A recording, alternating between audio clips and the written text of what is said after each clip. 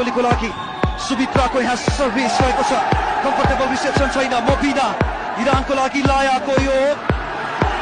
opponent कोर्टमा गएकी छिन् उनी विरुद्ध ठकुन्नाको प्रहार मासुमीले रोकेकी छिन् मोबिनालाई चान्स नेपालले म्यानेज गरेको छ अरुणाको ब्याकसिट यहाँ म्यानेज गर्न सक्छ गरी अझै पनि मौका छ नेपाललाई यहाँ पनि चाहिएको छ इरानलाई बचाएको छ इरानले मासुमी उत्कृष्ट डिफेन्स हो अर्को एउटा चान्स नेपालको कोर्टमा एउटाले